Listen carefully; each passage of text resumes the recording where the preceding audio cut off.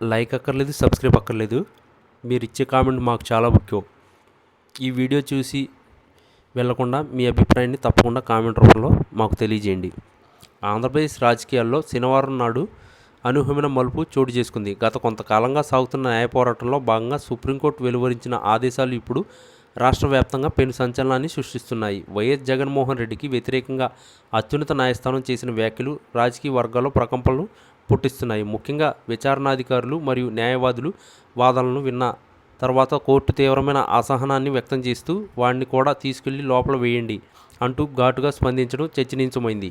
ఈ వ్యాఖ్యలు నేరుగా జగన్ ఉద్దేశించి చేసినవిని ప్రచారం జరుగుతుండటంతో వైఎస్ఆర్ కాంగ్రెస్ పార్టీ శ్రేణుల్లో ఆందోళన మొదలైంది. గతంలో జరిగిన కొన్ని అవినీతి కేసులు మరియు అధికార దుర్వినియోగం ఆరోపణలపై విచారణ వేగవంతం కావాలని భావిస్తున్న తరుణంలో ఈ తరహా ఆదేశాలు రావడం గమనార్హం.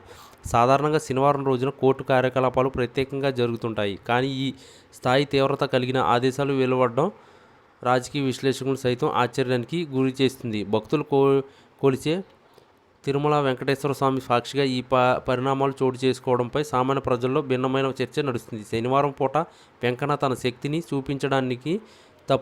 చూపించడని తప్పుడు పనులు చేసిన వారు ఎంతటి వారైనా శిక్ష తప్పదని సోషల్ మీడియాలో పోస్టులు వెల్లువెత్తుతున్నాయి. ధర్మం గెలిచిందని అధర్మాన్ని పాల్పడిన వారికి కాలం సమాధానం చెబుతుందని నెటిజన్లు అభిప్రాయపడుతున్నారు. జైలు గోడల మధ్యకు వెళ్లాల్సిన సమయం ఆసన్నమైందని, చట్టం ముందు అందరూ సమానమైనని సుప్రీంకోర్టు తన ఆదేశాల ద్వారా స్పష్టం చేసినట్టు కనిపిస్తుంది. ఈ పరిణామాల నేపథ్యంలో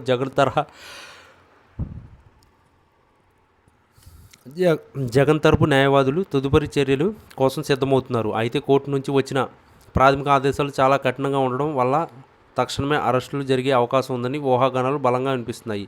న్యాయ వ్యవస్థ పనితీరుపై ఎవరిని అనుమానం ఉండకూడదని, వ్యవస్థలను మేనేజ్ చేసే ప్రయత్నాలు ఫలించవని ఈ తీర్పు రుజువు చేసింది. బాధితులకు న్యాయం జరగాలంటే దోషులను ఖచ్చితంగా శిక్షించాల్సిందని అత్యున్నత న్యాయస్థానం భావిస్తుంది.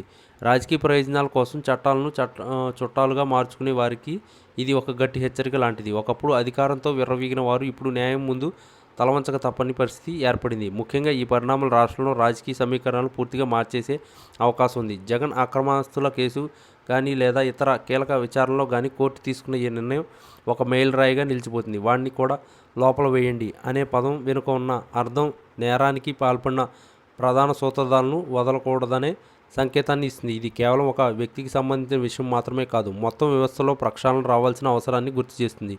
వెంకన్న సాక్షిగా శనివారం నాడు జరిగిన ఈ అద్భుత ఘట్టం భవిష్యత్తులో ఎన్నో కీలక మార్పులను నాంది పలుకుతుందని ప్రజలు